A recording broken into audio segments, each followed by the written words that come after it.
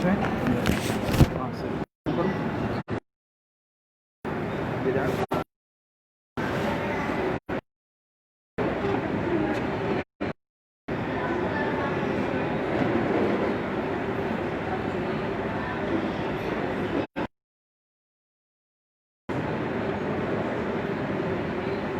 بسم اللہ الرحمن الرحیم کہ بدعت سے متعلق آج سبق ہے. اس سے پچھلا سبق یہ علم سے متعلق تھا. پہلا سبق ہم نے ایمان سے متعلق پڑھا. ایمان کے بعد دوسرا سبق ہم نے علم سے متعلق پڑھا, اور تیسرا سبق آج بدعت سے متعلق ہے. دیکھیں, اہل لغت نہ ہو, تعریف سمجھے. یعنی اہل لغت تو بدعت کا اطلاق ہر اس چیز پر جو کسی سابق نمونے کے بغیر آپ علیہ الصلوۃ والسلام کے زمانے میں اس کا کوئی ثبوت نہ ہو. سمجھ میں آ رہی ہے؟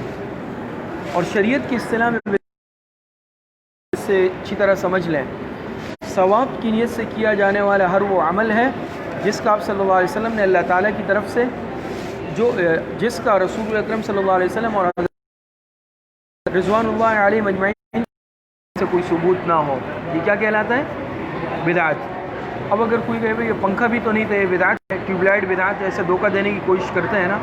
تو پنکھے کو ہم ثواب کی نیت سے چلا رہے ہیں, ٹیوب لائٹ کو ثواب کی نیت سے, لیکن بدعت کرنے والا بدعت کو ثواب سمجھ کے کر رہا ہوتا ہے, گناہ نہیں, ثواب. تو ثواب کی نیت سے کیا جانے والا وہ عمل جس کا کوئی ثبوت حضور علیہ الصلوۃ والسلام سے نہ ہو, نہ صحابہ اکرام سے ہو, نہ ان کے قول و فعل سے ہو, وہ بدعت کہلاتا ہے.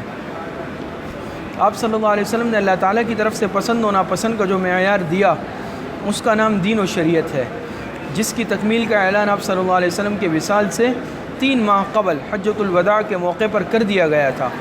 قرآن کریم میں اللہ پاک ارشاد فرماتے ہیں, الیوم اکملت لکم دینکم واتممت علیکم نعمتی ورضیت لکم الاسلام دینا. سمجھ میں آ رہی ہے؟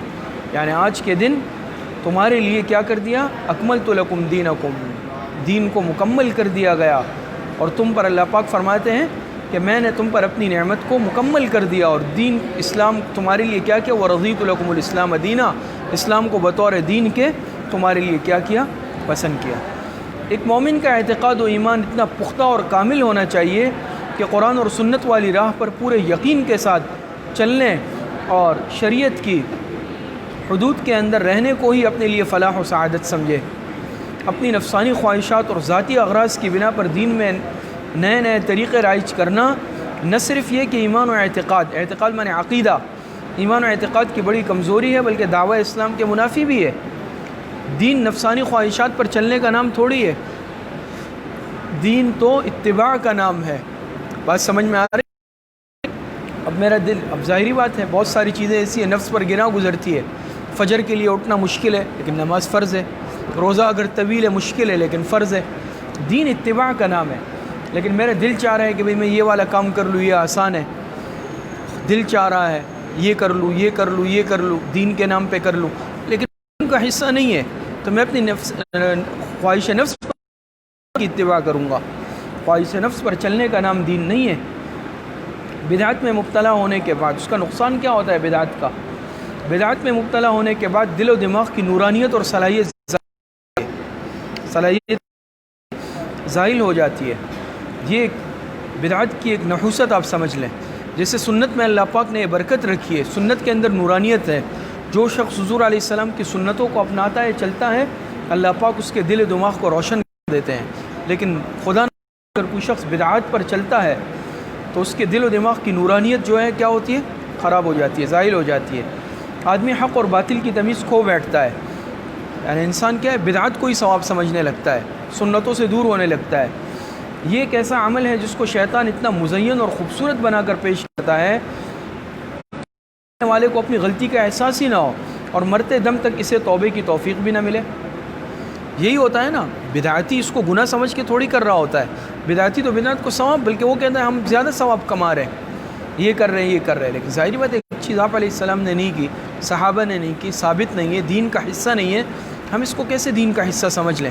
جو چیز دین کا حصہ نہ ہو. اب مثال کے طور پہ عشاء 4 رکعت نماز فرض ہے, کوئی کہے ابھی میں 6 پڑھوں گا, 2 رکعت زیادہ پڑھ لی نا, پھر نماز ہوگی 5 پڑھوں گا, 1 زیادہ پڑھ لوں. نہیں ہوگی۔ بات سمجھ میں آ رہی؟ کیونکہ دین ہماری مرضی کا تابع تھوڑی ہے، دین تو وہ ہے جو اللہ اور اس کے رسول نے بتلایا، ہم اس کے پابند اور مکلف ہے۔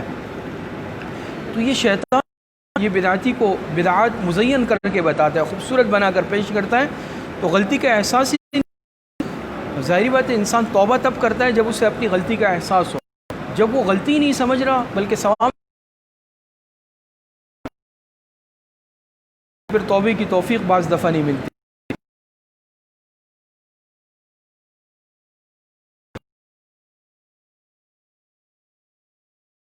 سبب ہے نبی کریم صلی اللہ علیہ وسلم، اب یہ حدیث کا ترجمہ ہے، جب کوئی قوم دین میں بدعت گڑ لے تو اللہ تعالیٰ اس بدعت کے بقدر سنت کا حصہ اٹھا لیتا ہے، اور پھر قیامت تک کتنا نقصان ہے، توفیق اللہ پاک اس سے سلب کے موجود ہوں گا۔ کچھ لوگ میرے سامنے ایسے بھی آئیں گے جن کو میں پہچانتا ہوں اور ان کے درمیان رکاوٹ پیدا کر دی کے بعد کیا کچھ گڑا، یہ جواب غیر بعدی۔ حضرت مفتی محمد شفیع صاحب رحمۃ اللہ علیہ مفتی اعظم پاکستان، زیرو لگا لو، اس سے پہلے کتنا ہوگا؟ ایک ہی ہوگا، ایک اور لگا لو، ایک ہی ہوگا، ایک اور لگا لو، ایک، جتنے زیرو لگاتے جائیں نا بڑے کی تعداد نہیں بڑھے گی۔ بدعت کی مثال ایسے ہے جیسے آپ اعمال کر رہے ہو لیکن آپ اس زیرو لگا رہے ہو، ثواب آ رہا ہے کچھ بڑھ نہیں رہا۔ سنت کی مثال یہ ہے کہ آپ 1 کے بعد زیرو لگا رہے ہو سارے، تو ثواب بڑھ رہا ہے۔ سمجھ میں آ گئی بات؟ حدیث سنے آگے، عن عائشہ تعالی عنہا قالت قال رسول اللہ صلی اللہ علیہ وسلم من احدث فی امرنا ھذا ما لیس منہ فہو رد۔ مشکات شریف کی روایت ہے، ترجمہ اللہ تعالی عنہ فرماتی ہے کہ رسول اللہ صلی اللہ علیہ وسلم فرمایا، جس نے ہمارے اس دین میں کوئی نئی بات نکالی جو اس میں سے نہیں ہے تو وہ مردود ہے۔ وہ بات مردود مانے رد کر دی گئی، چاہے کمی کر لیں، جس طرح ثابت ہے آپ علیہ السلام سے اسی طرح ہوگی، چاہے وہ اذان ہے، چاہے وہ نماز ہے، چاہے وہ دوسری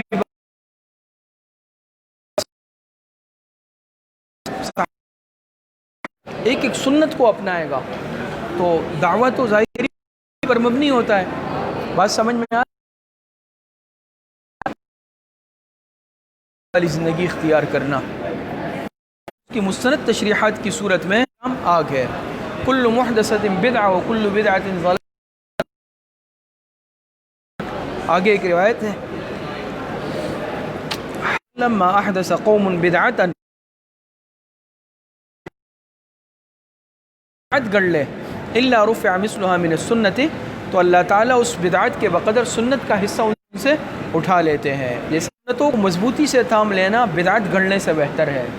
سنتوں کو مضبوطی سے، خلاصہ آج کے سبق کا کیا نکلا کہ بدعت یہ ثواب کی نیت سے کیا جانے والا ہر وہ عمل کہ حضور علیہ الصلاۃ والسلام اور حضرات صحابہ کرام رضوان اللہ علیہم اجمعین کے قول و فعل سے اس کا کوئی ثبوت، اور یہ سنت کے بجائے بدعت کیا ہے کہ میں نے عرض کے دین خواہشات پر چلنے کا نام نہیں ہے۔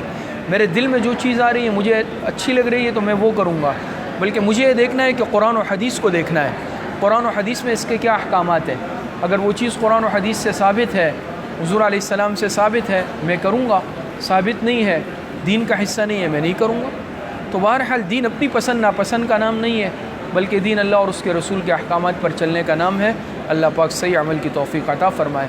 وآخر دعوانا الحمد للہ رب العالمین۔